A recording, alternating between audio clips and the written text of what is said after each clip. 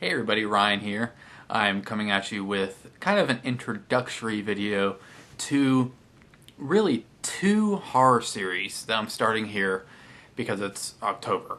And one of them is one I've been talking about that I'm planning on doing, for the last couple of months. And that is the Universal Horror Classics series, where I'm going to take, different movies from, like classic ones from Universal, and just talk about them, have a kind of like an appreciation slash review.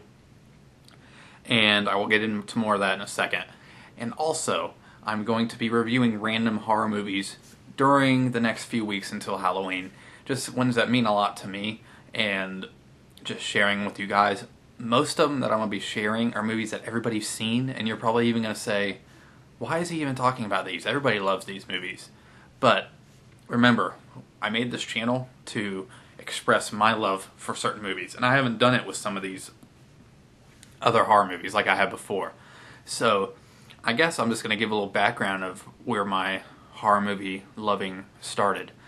Well, I used to have a friend, I think I was like 7 years old, 7 or 8. I had a friend who, his parents always let him watch whatever he wanted. And he was kind of like a comic book, action figure kind of guy. And I ended up doing the same thing. We ended up collecting comic books and stuff together. And I would just spend the night at his house, and we just watch movies and stuff. Well, like one of the first times I ever went over there, I was just looking through his movies, and I saw John Carpenter's Halloween, which I had never, ever even heard of when I was 7. I was like, what is this? And it was a VHS copy, and it was a Blockbuster edition. And the Blockbuster edition is the edition that included the television footage from after when Halloween premiered on television after, during filming of Halloween 2. They needed some more time to fill the time slot because they had to cut down some of the violent scenes, which the movie itself really isn't all that violent. If you look at it, there's not a lot of blood and not a lot of gore. Well, John Carpenter commissioned, a group of people to film extra scenes to fill that 2-hour time slot. And so there was 12 minutes of extra footage shot for television, and you could still buy it now. Like, I have that edition right here, and it's the classic Halloween, but just with some of the television footage as well. I'm not going to get into a full review of this because I'm going to in the future, and my appreciation of it, but I needed to show this for that purpose. And it was a Blockbuster edition, and it was a VHS. And so one night we were in his room, and I was like, hey, what's this? Can we watch that? And he's like, well, I know you're not really into, thrilling type movies. I was just getting into comic books and all that stuff. And I was like, dude, I'll watch whatever. It just looks really cool. And we watched it. And from the first scene of Halloween, I was blown away. I was blown away by the simplicity of the movie and how scary it was. And I was 7 years old.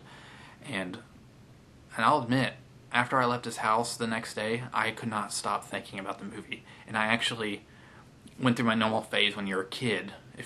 And I had, I was having trouble sleeping for, a few weeks. I kept thinking a man in a mask was going to be, kill me in my room or something. But the movie always stuck with me.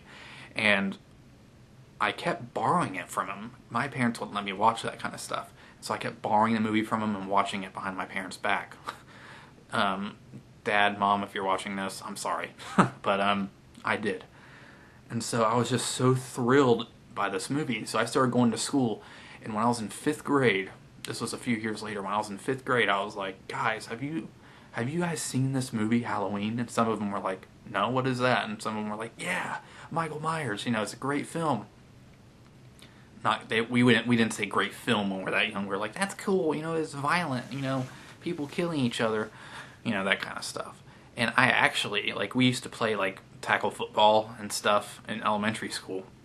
And I actually made, kind of, you guess, a 5th grader, I made a Halloween club. And what we did was we'd play kind of like a version of dodgeball, except it was kind of just one person with the ball. And we would just say that one person's Michael Myers, and we had to go after, that person had to go after everybody else and slam them with a ball. Just that kind of stuff. But I just loved the film. And, eventually I started, I didn't really explore horror movies a lot, but right at that point. I wasn't all that crazy about film yet, even though I did love it. I didn't, explore it. I didn't go to Blockbuster and look at all the horror movies, because remember, I wasn't allowed to watch them anyway, so I was limited in my viewing, and so I always just parred Halloween, and I swear I watched it like 100 times, and I savored every single scene. And some of you guys that love that movie, you'll understand it completely what I'm talking about. And so, eventually, I didn't even realize there were sequels to it. I just kept watching the first one. I never even saw Halloween 2 until I was like in 7th grade. And I liked it. I was kind of disappointed I was disappointed in it a little bit because the first one was such a masterpiece to me. But then one day, I was hanging out with that same friend. It was his birthday, and we were having a party at his house. And his parents, remember, let him watch whatever he wanted.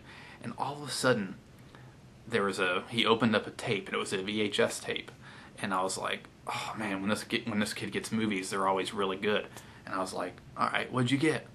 And it was a VHS special edition of Day of the Dead. And I was like, man, Day of the Dead. I have the DVD right here.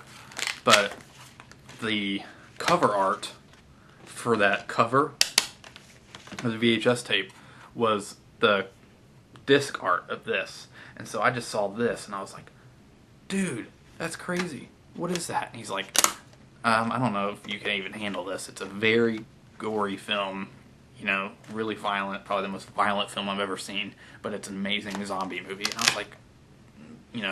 was like, dude, we're definitely going to watch that tonight.